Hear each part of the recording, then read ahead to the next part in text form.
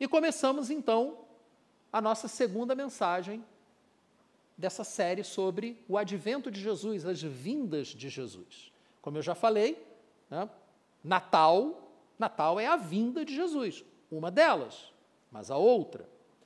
No domingo passado, vimos as profecias que previram essa primeira vinda. Por exemplo, a profecia que está na imagem que é a nossa chamada. Está pequenininho, né? Você que está aqui deve estar com dificuldade de ver. Então, vamos ler juntos Isaías, capítulo 9, versículo 6? Para ter uma letra boa, para a gente poder ler, eu dividi parte A e parte B. Tá ok? Mas é o Isaías 9, 6, é o mesmo texto que está na imagem dessa série de mensagens. Porque um menino nos nasceu, um filho nos foi dado, e o governo está sobre os seus ombros, e ele será chamado Maravilhoso Conselheiro, Deus Poderoso, Pai Eterno, Príncipe da Paz. Aleluia. Esta é uma das profecias que foi cumprida em Cristo Jesus. Glórias a Deus por isso. E essas profecias mostram o quão grandioso é o nosso Senhor. Por isso que nós o adoramos aqui. Por isso é que devemos adorá-lo a todo instante, nos lembrar de tudo que ele tem feito por nós, a todo instante. E aí, eu lhes pergunto, em face a essas profecias, como vimos na semana passada e vimos mais uma hoje, em face dessas profecias, como você se sente? Como você reage? Qual o impacto da consciência da vinda de Cristo, de Deus, se transformando em carne, como nós vimos lá em João capítulo 1, versículo 14, Deus se fez carne e andou entre nós. Como é que isso impacta a sua vida? É algo a se pensar. Mas vamos trazer agora o advento para um lado mais pessoal do que profecias, profetas da antiguidade. Vamos personalizar isso.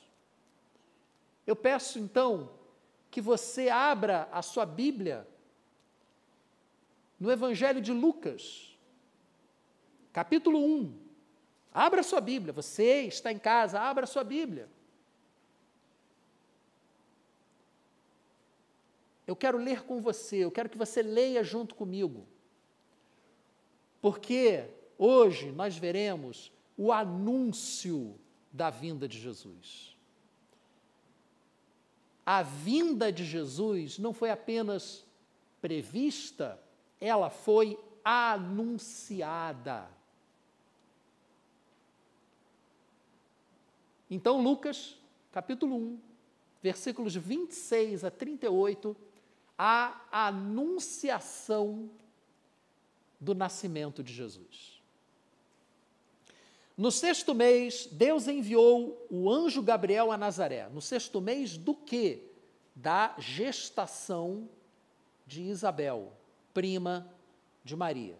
É o texto que vem antes, que depois você pode ler em casa. Tá? Então, Isabel já estava grávida de 6 meses, quando Deus enviou o anjo Gabriel a Nazaré, cidade da Galileia, a uma virgem prometida em casamento a certo homem chamado José, descendente de Davi.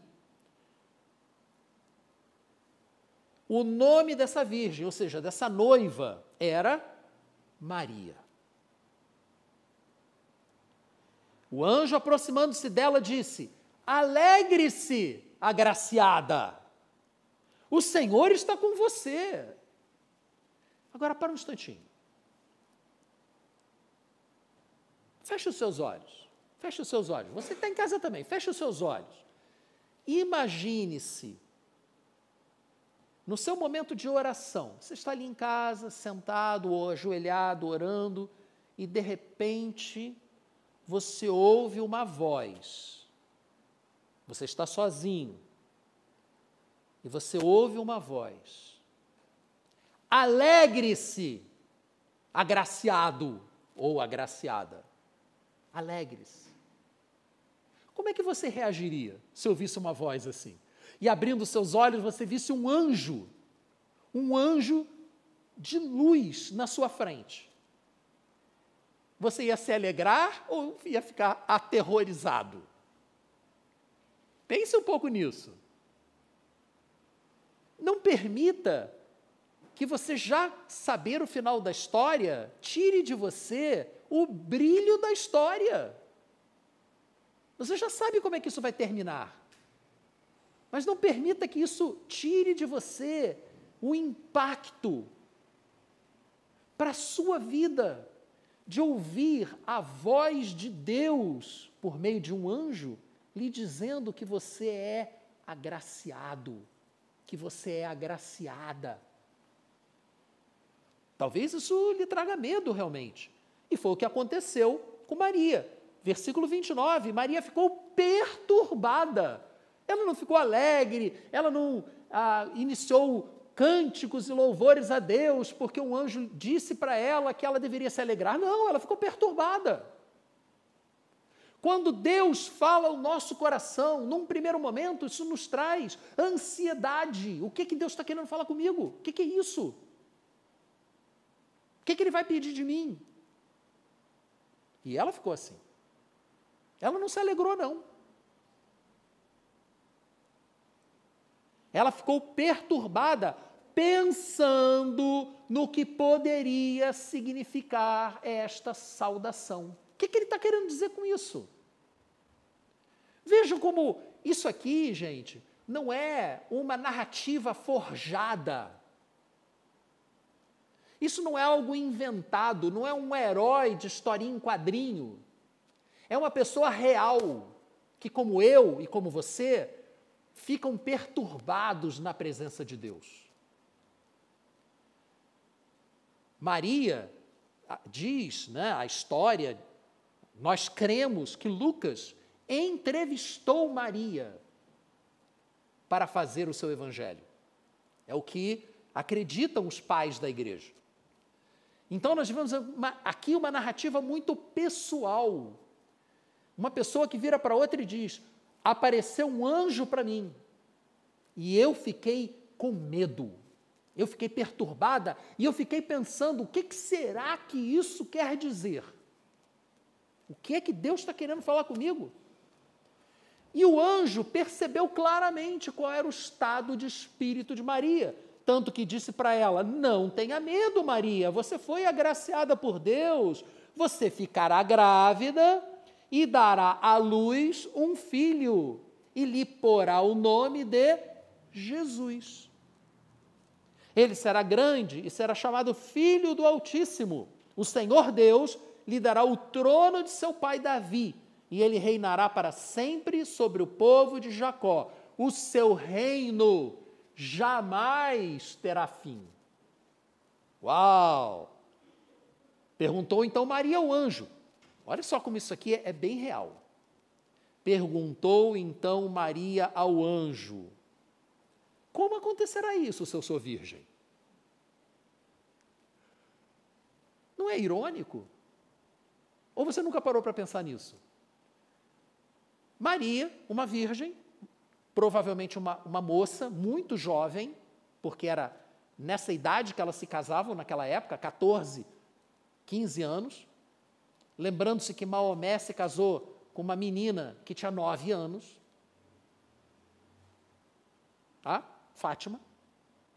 Então, era costume das tribos nômades casarem as meninas no momento, elas eram dadas em casamento, eram prometidas antes de serem mulher, ainda eram crianças quando elas eram prometidas. E ficava 2, 3 anos, até o momento em que elas entravam na puberdade, menstruavam, e quando menstruavam, o casamento era efetivado. Era assim que as tribos nômades viviam. Era essa a realidade do tempo de Jesus. Então, Maria provavelmente era uma moça muito nova, poderia talvez ter 12 anos. Costuma-se dizer que ela provavelmente tinha algo em torno de entre 14 e 16, mas poderia ser mais jovem ainda do que isso, dada a realidade sociocultural daquela região, naquela época. Como eu posso engravidar se eu não conheço o homem? Eu sou virgem. Uma pergunta muito óbvia, muito lógica. Quando Deus falar com você algo, quando Deus lhe pedir algo, pergunte para Ele. O Senhor quer que eu faça isso? Como? Como que eu vou fazer isso? Não pressuponha nada. Maria poderia pressupor. Então quer dizer que quando eu tiver relações com José, o filho que vai nascer, na verdade, vai ser filho de Deus? Ela poderia pressupor isso, não é verdade? Seria um raciocínio extremamente lógico, mas não era essa a vontade de Deus. Então, cuidado com as suas pressuposições diante das promessas de Deus, porque às vezes Deus diz para você, estou lhe enviando o livramento, e aí você fica na expectativa de descer alguma coisa dos céus, quando na verdade o livramento está batendo na tua porta. Vocês conhecem aquela história, agora que está tendo uma enchente lá no sul da Bahia? Um homem, eu sei que para quem está vivendo a enchente não vai ser nada engraçado, mas um homem estava numa região, começou a chover muito, e Deus foi a esse homem e disse, olha, vai chover mais ainda e vai alagar, mas fique tranquilo, eu vou livrar você. E aí aquele homem foi e contou para todo mundo que ele conhecia, gente, vai alagar, mas fiquem tranquilos, Deus vai dar o livramento. E então, pouco tempo depois, passou um caminhão, bateram na porta do cara, moço, ouvi dizer que está chovendo muito, o senhor quer ajuda para levar suas coisas embora? Não preciso. Deus me falou que Ele iria mandar o livramento. E aí a chuva veio, e a água subiu, e aquele homem foi para cima do telhado. Passou um barquinho. Moço, vai subir mais. Entra aqui no barquinho para a gente ir embora, porque o resto da cidade já tinha fugido. Não precisa não, obrigado. Deus prometeu que ia mandar o livramento. O barquinho foi embora, e a água continuou subindo, e ele já estava ali, não tinha nada mais à vista, ele em pé em cima do telhado, porque só tinha a água já subindo pelas pernas dele, e vem um helicóptero. Moço, vamos embora, você vai morrer se ficar aí. Não precisa não, Deus vai mandar o livramento. Aí ele morreu. Chegou no céu e pediu para ser recebido, né, pelo serviço de atendimento ao consumidor. Eu tenho uma reclamação a fazer. Deus me prometeu o livramento. Eu estou aqui. Não era para eu estar aqui. E aí o responsável pelo serviço, provavelmente Pedro, virou para ele e disse, meu filho, mandamos um caminhão para levar a sua mudança, você não quis. Você sabe como foi difícil arranjar aquele caminhão? Mas você não quis. Mandamos um barquinho.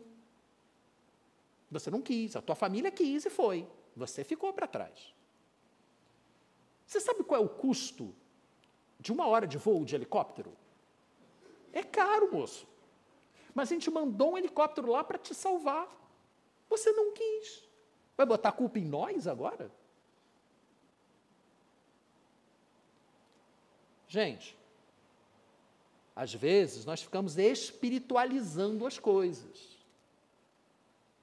Não espiritualize, ore, pergunte a Deus. Não é para subentender o que Deus quis dizer. Se Deus falar ao seu coração, esclareça o que Deus está querendo dizer com aquilo. Foi exatamente o que Maria fez. Quando foi anunciado a Maria que ela seria a mãe do Salvador, ela perguntou como é que isso ia ser possível.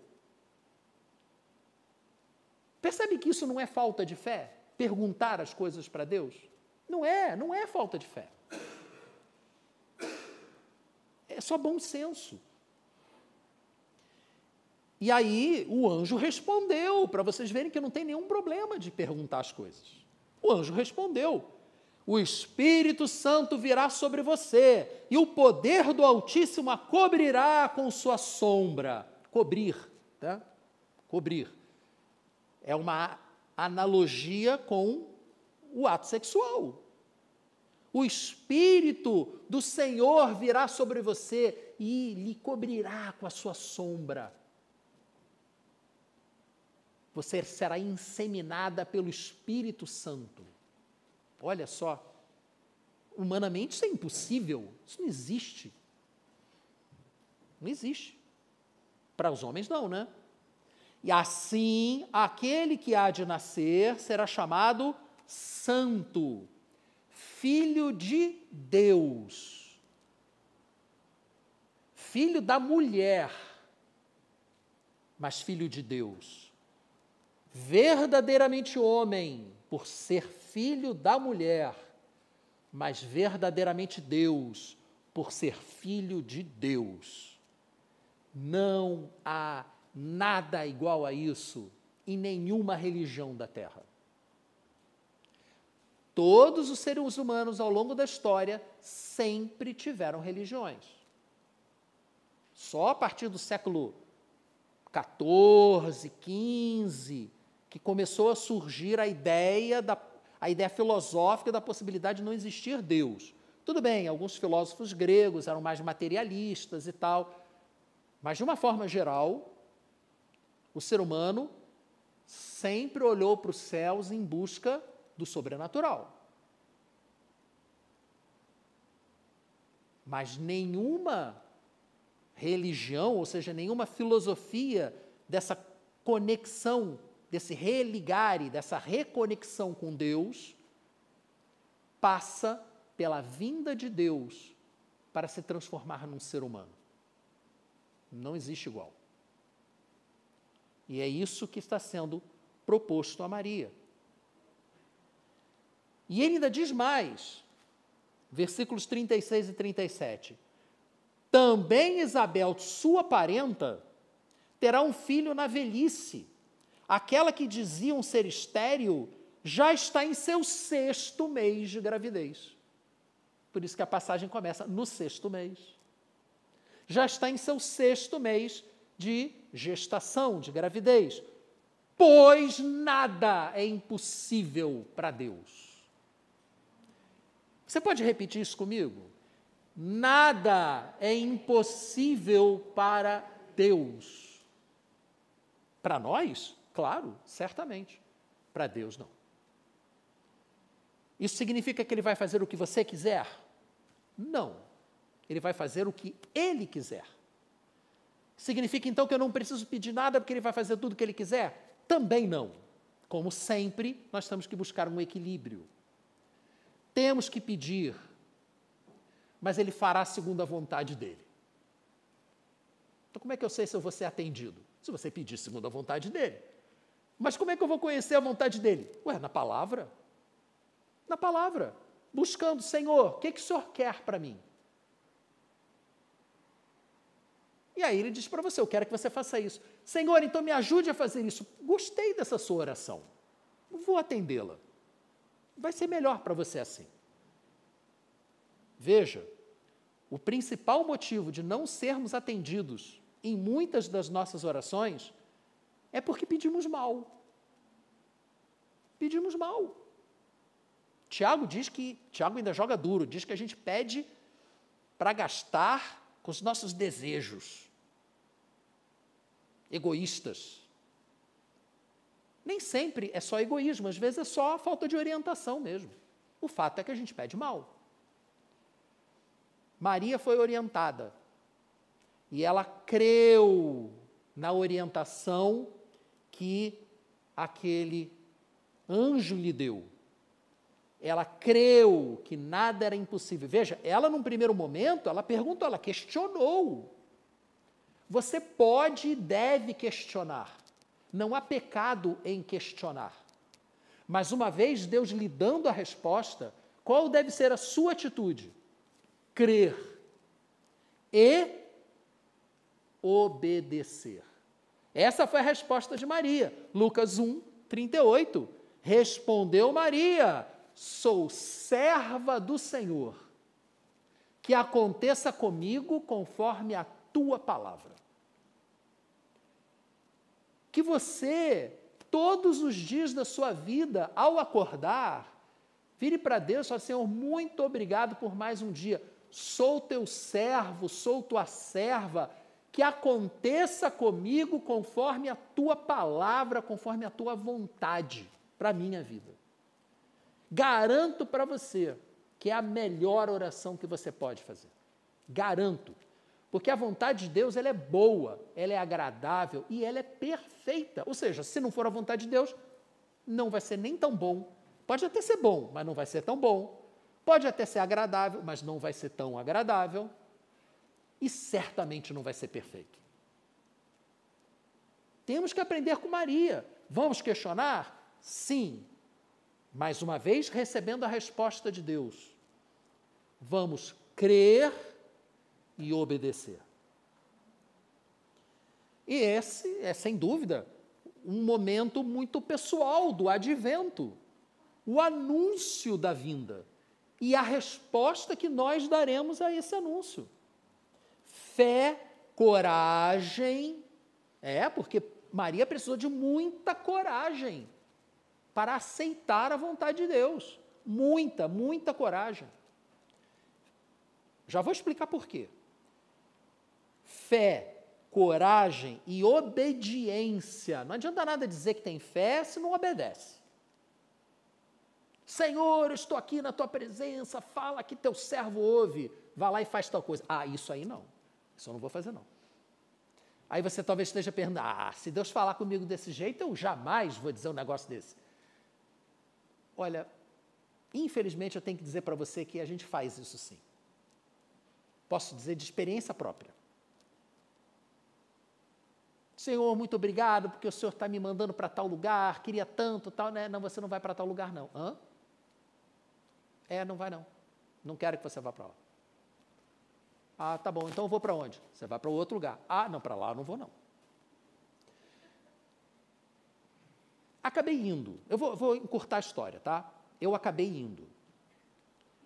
Mas foi muito doloroso. O caminho mais longo é sempre mais doloroso. Vai por mim. Quando ele mandar você ir, vai por bem. Você lembra de Jonas? Você lembra? Deus vira para Jonas e fala, Jonas, vai para lá. E Jonas foi para o outro lado. O que aconteceu com ele? Tempestades. A analogia é perfeita no meu caso. Tempestades, né? Ser jogado ao mar, que não é exatamente perfeita, parecida. Não cheguei a ser jogado ao mar, não. Mas foi brabo, foi muito brabo. Muito, muito brabo. Aí a gente vira para Deus e fala, desisto, faz, pode fazer, por favor, faz logo, faz logo. Aí ele faz. Muda de ideia? Que legal, gostei que você tenha mudado de ideia. Porque, gente, o sim de Maria mudou a história da humanidade. A história da humanidade mudou porque Maria disse sim. Eis aqui sua serva, que se cumpra a tua palavra na minha vida. E a história da humanidade mudou. Quando Deus falar com você e você disser sim para Deus, a sua história vai mudar também. Eu creio nisso. Você crê nisso? Que Deus é capaz de mudar a sua história se você simplesmente concordar com a vontade dele para você? Porque Deus, eu acabei de dizer, ele sabe ser muito persuasivo quando ele quer. Lembre-se de Jonas. Deus não pegou Jonas e levou ele à força, não. Mas Deus transformou a vida de Jonas. Tornou a vida de Jonas tão desconfortável que ele desistiu de fugir. Não, desisto. Ok, pode fazer. Eu faço. Ah, puxa, que bom que você mudou de ideia. Não teste Deus. Não teste a paciência de Deus. Ele é muito paciente, mas ele sabe ser persuasivo quando ele quer. A vontade de Deus, eu volto a dizer, é boa, é agradável, é perfeita, mas ele não vai impor essa vontade dele a você. Não vai. Ele vai dizer para você na palavra, na mensagem, nas circunstâncias, ele vai dizer qual é a vontade dele para você e vai esperar que você se submeta. Que você diga sim, eis aqui teu servo, eis aqui tua serva, cumpra-se em mim a tua palavra. Ele espera isso de você. Ele não vai impor a vontade dele a você. Mas quando você diz sim, a sua vida muda, como mudou a vida de toda a humanidade quando Maria disse sim. Precisamos confiar e obedecer. Essa afirmação de que Maria era agraciada, portanto, só se tornou realidade quando ela aceitou o cumprimento da vontade de Deus e então o anjo foi embora. O anjo só foi embora depois que Maria disse sim. Enquanto ela não disse sim, o anjo ficou lá conversando com ela. Vejam que coisa incrível, o amor de Deus por todos nós, por toda a humanidade, estava restrito, sujeito a um único indivíduo, a uma moça, uma adolescente, que precisava dizer sim. A vontade de Deus para a sua família talvez dependa de você dizer sim. A vontade de Deus para esta igreja talvez dependa de você dizer sim. Eis aqui teu servo, eis aqui tua serva. Já parou para pensar nisso? Deus não vai impor a vontade dele a você. E isso vai afetar todo mundo que está ao seu redor?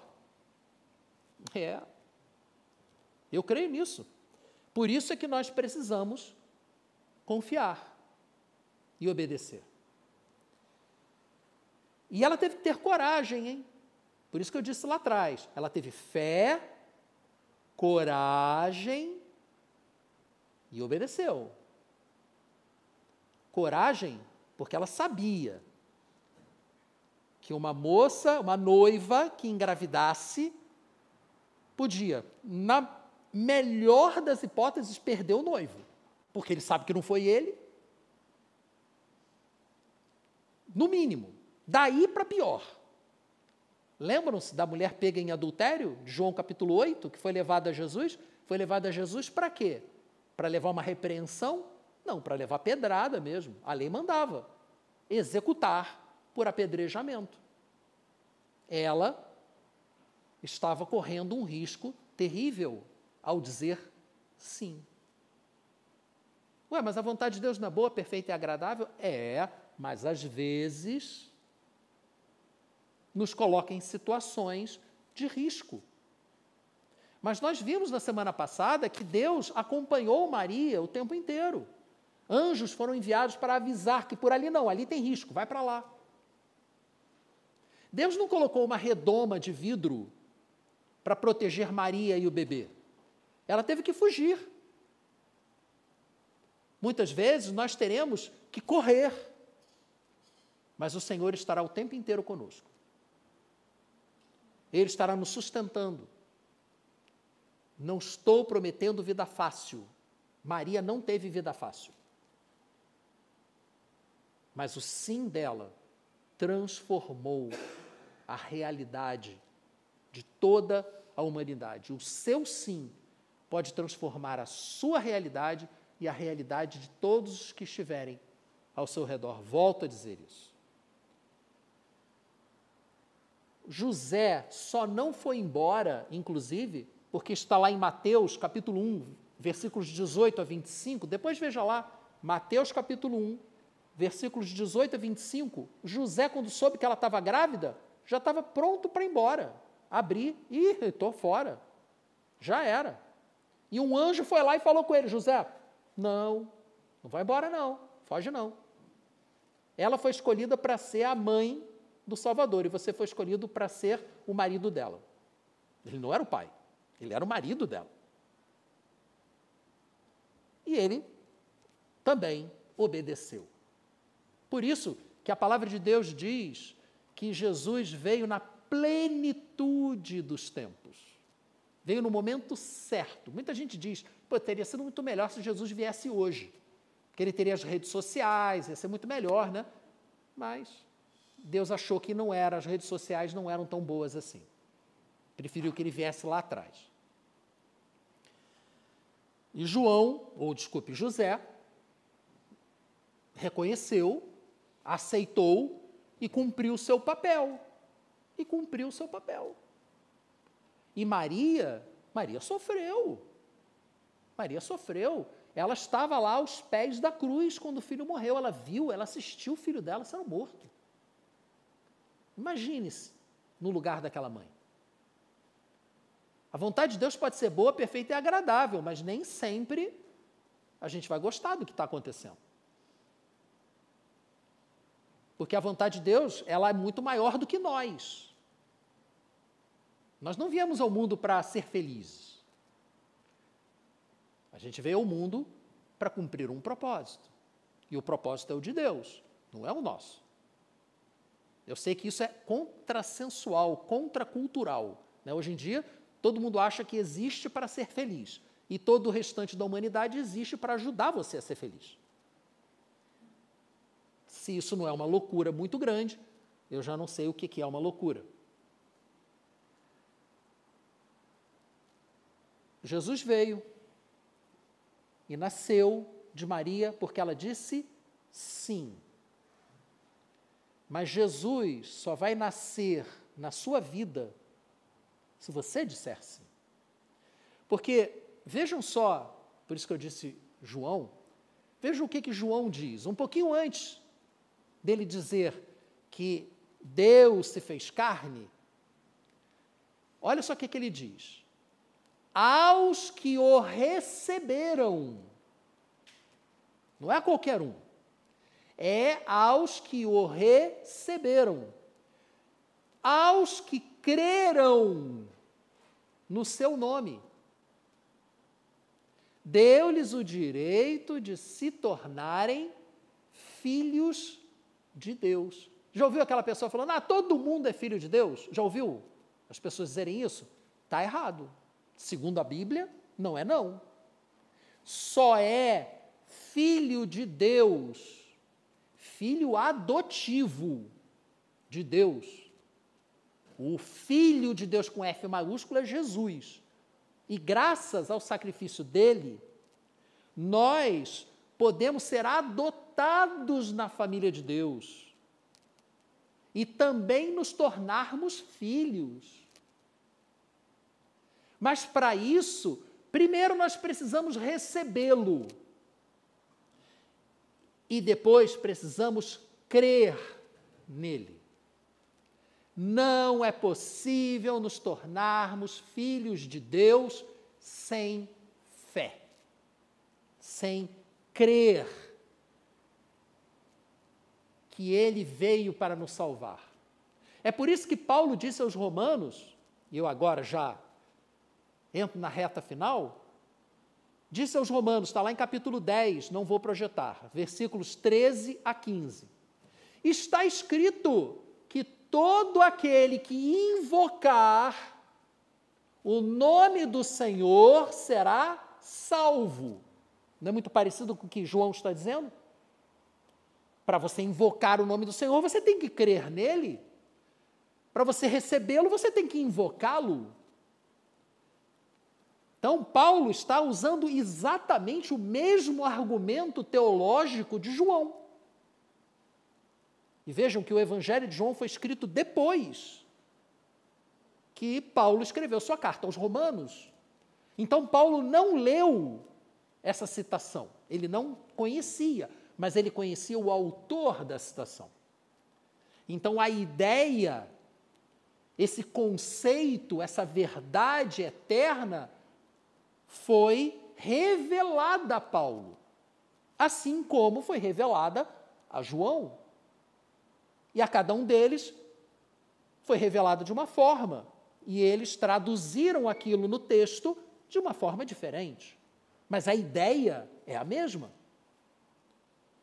E Paulo, então, diz: está escrito que todo aquele que invocar o nome do Senhor será salvo.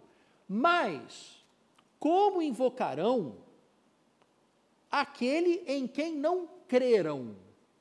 Olha lá, tem que crer. Tem que invocar o nome do Senhor, mas tem que crer no nome do Senhor. Não basta invocar, tem que crer. E como crerão naquele de quem não ouviram? Se você não ouve falar da salvação que há em Cristo Jesus, da reconciliação com Deus que há em Cristo Jesus, como você vai crer? E se você não crer, como você vai invocar? Mas como crerão naquele de quem não ouviram? De quem não ouviram falar? Mas como ouvirão? Olha a lógica do argumento de Paulo. Mas como ouvirão se não houver quem pregue? Como ouvirão se não houver quem pregue? Percebem que esse papo furado de que a gente não tem que falar de Jesus, só tem que agir. Porque um ato vale por 1000 palavras. O ato pode valer por 1000 palavras, mas se não for acompanhado por uma palavra, não vai adiantar nada. É necessário falar para que o outro ouça. E ao ouvir, o outro creia. E ao crer, o outro invoque. E assim seja salvo. Não há salvação automática. É fundamental ouvir para crer, para invocar. Segundo Paulo. Eu sei que não está muito na moda Paulo, né? Estão tentando cancelar Paulo. Mas não entra por esse caminho não, gente. Faz isso não. Por favor. Não se deixe levar por essa novidade, né, de tentar ressignificar a Bíblia, atualizar a Bíblia. Não faz isso não. Não vai dar certo. Já tentaram no passado. Você sabe que o diabo não é criativo, ele se repete. Já tentaram arrancar pedaços da Bíblia e jogar fora no passado. E não deu certo para aquelas pessoas, muito menos para quem a seguiu. Então não siga quem está pregando a necessidade de atualizar a Bíblia. Não siga essas pessoas. Agora é seguir nas redes sociais mesmo. Não siga. Porque são pessoas perigosas. São pessoas extremamente agradáveis. Muito agradáveis. Muito sedutoras na sua mensagem. Mas a serpente também era sedutora, lembra? Não deu certo para Eva, não deu certo para Adão e não vai dar certo para você. Então, cuidado. Como disse Paulo, mesmo se um anjo de luz aparecer aqui pregando um evangelho diferente deste que eu vos prego aqui, ó, tem que crer. Ou, como acabamos de ler em Romanos, né, o evangelho que ele está crendo, como crerão se não invocarem, se não ouvirem? Como serão salvos se não invocarem? Como invocarão se não crerem? Como crerão se não ouvirem? Como ouvirão se não houver quem pregue? E como pregarão se não forem enviados? Lógica fantástica, simples, objetiva. Aí eu lhe pergunto, você que já ouviu falar da vinda de Jesus, do nascimento de Jesus e da necessidade de crermos nessa vinda para sermos transformados e reconciliados com Deus. Você que já ouviu isso, você já disse sim? Você já creu? Você já invocou? Você que está em casa, você já invocou o nome do Senhor? Aqueles que invocarem o nome do Senhor serão salvos. É necessário invocar, mas para invocar é necessário crer. Você já invocou o nome do Senhor? E mais importante ainda, porque provavelmente, eu estou pregando para convertidos, você que ouviu e creu e invocou, você tem compartilhado isso para os outros? Você tem sido os pés graciosos que têm ido levar a mensagem? Porque Paulo diz isso, que os pés que levam a mensagem, para anunciar a mensagem, são pés graciosos, é cheio de graça. Para sermos cheios de graça, como Maria foi, primeiro precisamos crer, depois precisamos obedecer. E temos que ter coragem. Jesus não vai nascer de novo no nosso ventre, mas ele vai nascer no coração de alguém para quem você pregar. Mas você tem que ir, e você tem que pregar, e é Deus quem vai convencer. Você não tem que convencer ninguém, nem tente. A sua função é apenas anunciar, porque ele foi anunciado, não foi? Ele foi anunciado. Precisamos estar preparados, nós precisamos estar preparados para a volta de Jesus. Porque olha só, ele voltará. A gente vai falar sobre isso melhor lá no dia 26. Mas ele voltará. E Jesus disse, estejam vocês preparados, o Filho do Homem virá numa hora em que ninguém espera. Tem muito tempo, depois eu vejo isso, antes de morrer eu me converto. Cuidado, cuidado. Não deixe para pregar amanhã, para compartilhar amanhã, se você pode compartilhar hoje. Fale para as pessoas. Concluindo, deixe que o Espírito Santo venha sobre você, como veio sobre Maria. Eu não sou capaz. Claro que não. Nenhum de nós é. Maria também não era. Mas ela creu, ela obedeceu e sobre ela veio o Espírito Santo. E o Espírito Santo é que a engravidou. Mal comparando, para que nós possamos ser testemunhas eficazes da mensagem de Deus, nós que cremos, possamos ser esses pés que levam a mensagem, nós precisamos crer, precisamos obedecer e precisamos permitir que o Espírito Santo venha sobre nós para nos capacitar, nos dar sabedoria. Você ainda tem alguma dúvida sobre a primeira vinda de Jesus? Sobre o nascimento de Cristo na história? Sobre o nascimento de Cristo no seu coração? Para resgatar você, reconciliar você com Deus? Você já deu o seu passo de fé, como fez Maria? Já se entregou ao poder do Espírito Santo para fazer surgir uma nova vida dentro de você, uma vida espiritual dentro de você? Você já fez isso? Você já está se preparando para a volta de Jesus? Por meio da santificação e da obediência à palavra de Deus? Você já está então indo para anunciar? Foi sobre isso que nós falamos hoje. Vários convites apresentados a você, a todos nós, a mim também. Crer, receber, ser transformado, ser capacitado e ir e servir. Porque ela disse, eu sou a tua serva. O servo serve. Nós fomos chamados para servir. Vamos orar. para que o Senhor fale ao seu coração, tire qualquer dúvida que você tenha e encha o seu coração de confiança para o chamado que Ele tem para você. Senhor, confirme o nosso coração, Pai, o coração de cada um de nós, a Tua vinda para cada um de nós, o Teu novo nascimento, o Teu primeiro nascimento em cada um de nós, para cada um de nós,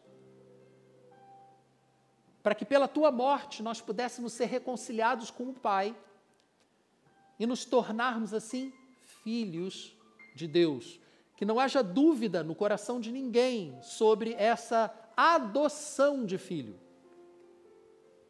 Mas também te peço, Senhor, que o Teu Espírito seja bem convincente no Teu chamado para o serviço, na Tua orientação sobre o que cada um de nós deve fazer no tempo que tem entre a primeira e a segunda vinda do nosso Senhor Jesus Cristo. O que é que nós estamos aqui para fazer? Por que estamos aqui? Qual o propósito do Senhor para a nossa vida? Fala aos nossos corações, Senhor. Diz o que o Senhor quer que nós façamos. Nos dá coragem, nos capacita, enche-nos do Teu Espírito para que nós possamos cumprir a Tua vontade para a nossa vida, na mutualidade, uns aos outros, juntos, sustentando uns aos outros, orientando uns aos outros, servindo uns aos outros, juntos. Desperta em nós, Senhor, amor por aqueles que não Te conhecem ainda, não Te reconhecem. Todo mundo já ouviu falar de Jesus, mas muito poucos, infelizmente, muito poucos reconhecem o Senhor como o seu Senhor e Salvador. Que o Senhor nos use, a cada um de nós, como ferramentas e instrumentos Teus para a honra e glória de Jesus.